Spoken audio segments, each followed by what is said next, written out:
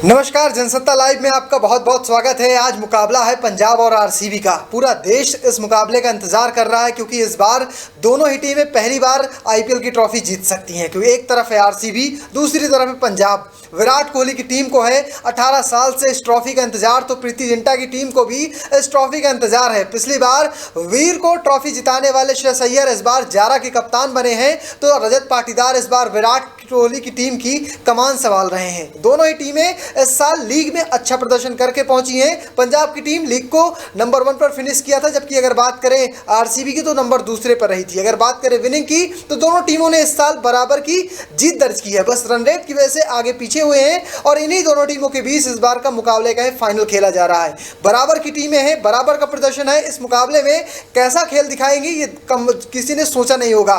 फिलहाल टॉस की बात करें तो टॉस जीता है पंजाब के कप्तान श्रेयस अय्यर ने टॉस जीतकर पहले गेंदबाजी करने का फैसला किया है। और इसके साथ साथ दोनों ही टीमों में कोई बदलाव नहीं हुआ है। क्वालीफायर 1 में जिस टीम के साथ आरसीबी ने मुकाबला जीता था पंजाब के खिलाफ, उसी टीम के साथ वो जा रहे हैं। टिम डेविड मौजूद नहीं है, लियाम खेलेंगे इस बार नंबर 4 पर फिर से।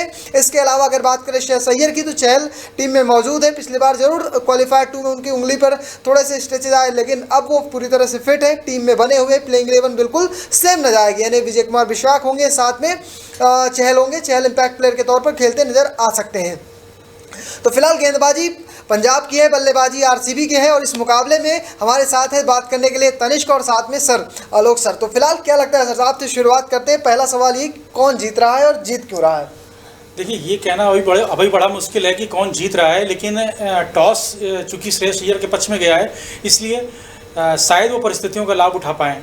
और क्योंकि पिछले मैच में वो जीत कर आ रहे हैं और उनका मोराल काफ़ी हाई है। जिस तरह से उन्होंने यहाँ पे उन्होंने 2 मुकाबले खेले हैं अपने श्रेयस अय्यर ने, दोनों में ही एक में 95 के आसपास और पिछले वाले में 87 के रन नाबाद रहते हुए बनाए थे। तो उनकी परफॉर्मेंस काफ़ी हद तक डिपेंड करेगी। इसके अलावा आरसीबी का प्रदर्शन भी जो है बहुत अच्छा काफ़ी डिपेंड करेगा। लेकिन कुल यदि कहा जाए तो मुकाबला बहुत टक्कर का होने वाला है। बिल्कुल मुकाबला टक्कर का हो सकता है, क्योंकि इस बार पंजाब की टीम हल्के में बिल्कुल नहीं है। एक नए कलेवर के साथ है, रिकी पॉन्टिंग और श्रेयस अय्यर की एक जोड़ी है। क्या लगता है, सच में आरसीबी के लिए खतरा बनेगी या पंजाब इस बार ले ही जाएगी?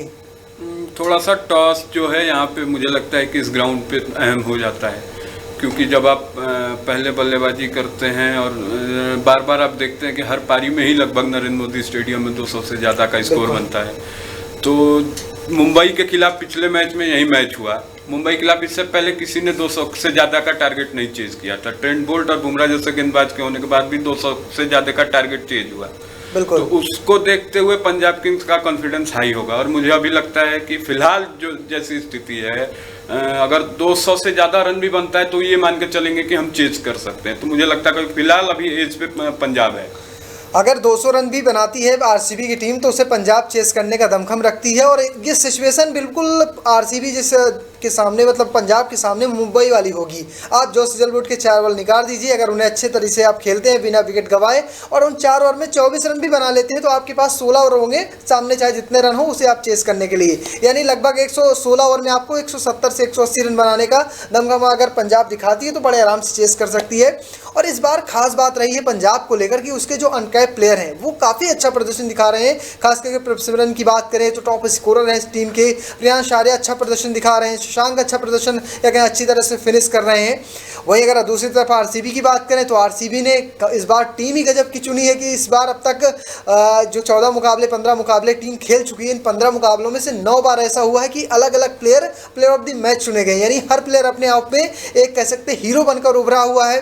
2 ही खिलाड़ी हैं इस टीम में जिन्हें 2 बार प्लेयर ऑफ द मैच मिला, एक कप्तान रजत पाटीदार और दूसरे हैं कुणाल पांड्या। केकेआर के खिलाफ मिला था और साथ में उन्हें दिल्ली के खिलाफ मिला था। दिल्ली वाला मुकाबला तो कह सकते हैं पंजाब आरसीबी ने हार कर जीता था।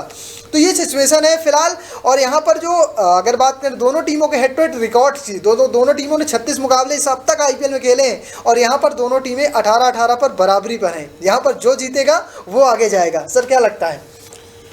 बिल्कुल, दोनों टीमों का जो हेड टू हेड रिकॉर्ड है तो बिल्कुल बराबर है, लेकिन जो फाइनल है और उसमें हेड टू हेड रिकॉर्ड इतना मायने नहीं रखता है। क्योंकि अभी आप पिछले यदि 4-5 मुकाबले देख लें तो उसमें से तीन आरसीबी ने जीते हैं, पंजाब ने 1 ही जीता है। तो उस हिसाब से हेड टू हेड रिकॉर्ड का नहीं है, लेकिन हाँ अभी टीम क्योंकि head to head record Punjab 2-3 साल पहले कैसा उसका परफॉर्मेंस था, आरसीबी का कैसा परफॉर्मेंस था, पंजाब की टीम पिछले उसमें उसका परफॉर्मेंस अच्छा नहीं रहा था, इसी तरीके से तो जब हारती है टीम तो उसका हेड टू हेड भी रिकॉर्ड भी खराब हो जाते हैं। लेकिन आज के मैच में हेड टू हेड रिकॉर्ड और ये कागज़ पे आंकड़े वाली बात इतनी मुझे लगता नहीं है कि साबित होगी। आज तो बस यही है कि यदि आरसीबी को जीतना है, आरसीबी को आज चैंपियन बनना है, तो विराट कोहली के ऊपर बहुत बड़ी जिम्मेदारी होगी और कैसे अच्छी शुरुआत देते हैं। हालांकि उनके साथ अभी एक ड्रॉबैक है, अभी मैं आंकड़े की बात चूँकि आप कर रहे हैं तो मैं देख रहा था कि वो थोड़ा सा उनका स्ट्राइक रेट बढ़ा तो है, लेकिन वो मिडिल ओवर्स में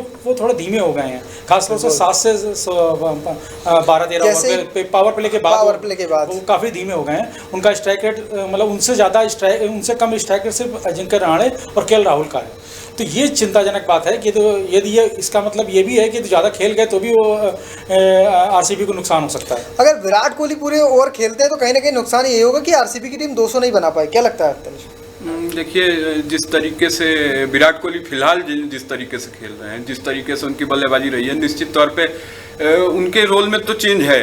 तो ये मुझे लगता नहीं है कि वो आप उनको 8 या 9 ओवर से ज़्यादा उनको बल्लेबाजी करते हुए देखेंगे। हो सकता मे भी ये सिचुएशन थोड़ा अलग मैच है तो उस रोल में जाएं, लेकिन विराट कोहली को जाना जाता है एंकर की भूमिका के लिए। लेकिन अब ये एंकर की भूमिका वाले जो नया T20 क्रिकेट आया ना, जो अभी मॉडर्न टाइम पे ये जो अभी जो चल रहा है, इसमें एंकर की कोई भूमिका रह नहीं गई है। विराट कोहली को भी अपना स्ट्राइक रेट बढ़ा के खेलना पड़ता है, खासकर आईपीएल में। आईपीएल जैसे उसमें जहाँ पे आपके पास बल्लेबाजी का अतिरिक्त विकल्प होता है इम्पैक्ट प्लेयर रूल की वजह से। तो विराट कोहली को भी आपने जिस मैच में कितने शतक बनाए उन्होंने इस बार, 8 शतक हैं उन्होंने इस बार भी 600 से ज़्यादा रन बनाए, लेकिन उस तरीके के रोल में आपने नहीं देखा है। बीच के ओवर में कुछ एक मैच में ही खेले, वहाँ पे उनका स्ट्राइक रेट कम रहा है, लेकिन यहाँ पे आप उनको आज के मैच में भी वो एंकर की रोल निभाते हुए नहीं देखेंगे। आप पावर प्ले में उनको शॉट्स खेलते हुए देखेंगे और मुझे लगता नहीं है कि 10 ओवर के बाद भी वो बल्लेबाजी करते हुए आपको दिखेंगे। बिल्कुल, अगर वो लगातार अटैक करते हैं, अटैक करने के साथ अगर 10 ओवर पार करते हैं तो आरसीबी की बल्ले बल्ले हो जाएगी। अगर अटैक के पहले अगर अटैक करते हुए वो 30-40 रन 20 गेंदों में बना के जाते हैं तो कहीं ना कहीं तब भी आरसीबी को फायदा होगा, क्योंकि इस बार जब चेन्नई के खिलाफ ये आरसीबी की टीम पहले बल्लेबाजी कर रही थी, वो मुकाबले में इन्होंने दिखाया था कि इनका जो टेम्परामेंट कैसा है, इस बार की प्लानिंग कैसी है। ये बिल्कुल 50 रन देख ही नहीं रहे थे हर बल्लेबाज से, ये सिर्फ 30 से 40 रन देख रहे थे और वही हुआ था। फिल शॉर्ट ने कुछ रन बनाए,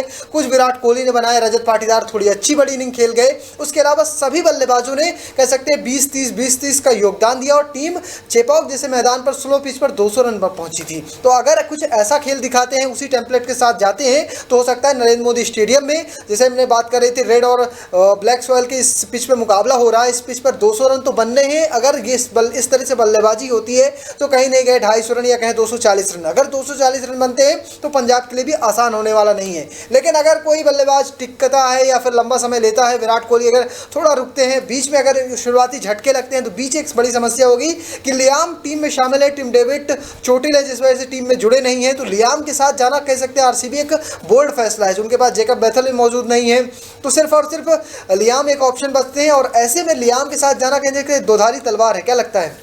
जी बिल्कुल, लियाम लिविंगस्टोन अगर बल्लेबाजी की बारी आई तो मुझे लगता है कि अगर लियाम लिविंगस्टोन की बैटिंग आ जाती है पहले 14वें या 15वें ओवर में, तो मुझे लगता है कि जिस तरीके से उनका फॉर्म है तो आरसीबी बैकफुट पे होगी, वहाँ पे देखने को आपको मिलेगा। एक और चीज़ यहाँ पे जो पंजाब ने अच्छी चीज़ की, अमूमन देखा जाता है कि जब आप टॉस जीतते हैं बड़े मुकाबले में, आप चीज़ का प्रेशर नहीं लेते और आप पहले बल्लेबाजी करने का फैसला करते हैं। लेकिन मुझे लगता है कि विराट कोहली को क्या वो जो रनचेज वाला जो वो एक तमगा है और जो जिस तरीके की काबिलियत है वो मैच चलाने की विराट कोहली में, उसको देखते हुए उन्होंने मुझे लगता है कि पहले गेंदबाजी का फैसला लिया होगा। एक फैक्टर ये होगा।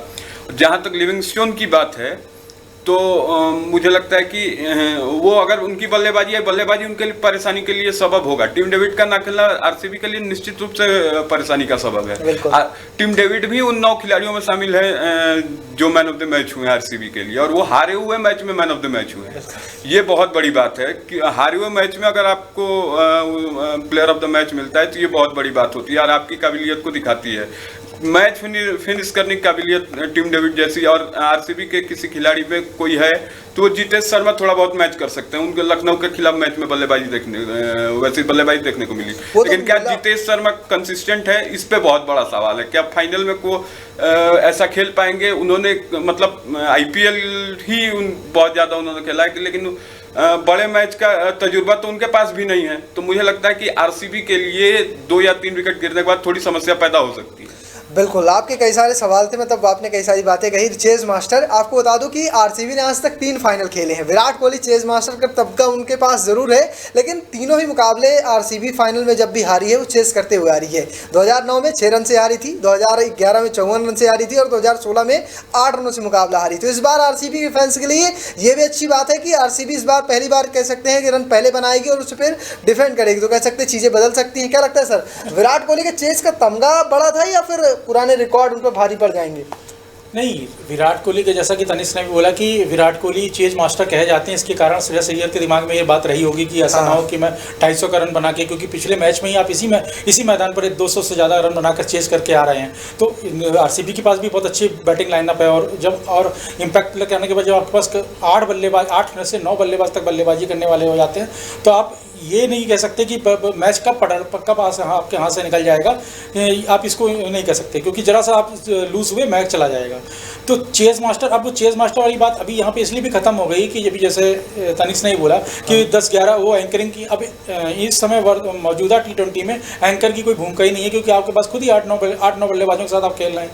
तो जब हर खिलाड़ी यदि 20-20, 22-22 भी बनाएगा और आपके शुरू के 3-4 40 बना देंगे तो आप 200-250 तो ऐसे ही पार हो गए। तो इसी वजह से वो उस समय दूसरा था। वो चेज मास्टर में वही वाली बात हो सकता है कि उस समय वही रन रेट उनका मिडिल ओवर्स का स्ट्राइक रेट उनका आड़े आ गया हो। बिल्कुल, रन रेट एक बड़ी समस्या तो है ही है। अगर आप 100 थोड़ी ज़्यादा गेंदें खेलते हैं और उसमें अगर आपका रन रेट 140 से 150 के आसपास या कहीं स्ट्राइक रेट रहता है तो कहीं ना कहीं वो एक मुसीबत बन जाती है। टीम अगर बड़ा स्कोर टोटल चेस कर रही हो या फिर बड़ा स्कोर बनाने का प्रयास कर रही हो। लेकिन इस मुकाबले में कई सारी चीज़ें हैं। पंजाब के अगर पक्ष की बात करें तो पंजाब की तरफ से जो खिलाड़ी हैं, खास करके प्रभसिमरन सिंह कई सारे मुकाबलों में अच्छा प्रदर्शन दिखाए हैं। अगर बात करें प्रियांश की, तो प्रियांश को तो कह सकते हैं प्रेशर मान ही नहीं रहे। सामने चाहे जो गेंदबाज हो, जो टीम हो, कोई लोड नहीं लेना, सीधे जाना, हिट करना है। और इसके बाद जोश इंग्लिश जैसे बल्लेबाज का अगर बीच में आके खेलना, तो कह सकते हैं पंजाब का जो टॉप ऑर्डर है श्रेयस अय्यर तक के लिए वो तो काफ़ी पैक हो जाता है। जोश इंग्लिश की जो आप बात कर रहे हैं, जोश इंग्लिश का सही मतलब ये है कि ठीक है, बहुत उनका नाम नहीं है, लेकिन वो मुझे ऐसा लगता है कि वो अंडररेटेड खिलाड़ी हैं। वो जो उनके जितने बड़े खिलाड़ी हैं उतना बड़ा उनका नाम नहीं है, इसलिए उनको हल्के में नहीं लेना चाहिए। दूसरा प्रियांश आर्या, और अभी जहाँ तक प्रियांश आर्या की बात है, तो अभी उनके पास उनके दिमाग में एक ये बात भी है, और अभी जितने भी नए युवा आ रहे हैं वो अभी इस समय सबके दिमाग में ये आ रहा है, क्योंकि अभी उनके दिमाग में एक ये भी बात है कि उनके पास खोने के लिए कुछ नहीं है। परफॉर्म कर देंगे तो बहुत बढ़िया मंच तैयार हो जाएगा, ये बात है। पिछले 2 मैचों में प्रभसिमरन सिंह और प्रियांश आर्या फेल रहे हैं, लेकिन हो सकता है कि वो आज के मैच में बहुत बढ़िया कर जाए। और वो तो किसी मैच में कोई भी चल सकता है, कोई भी नहीं चल सकता कभी आपका बढ़िया गेंदे।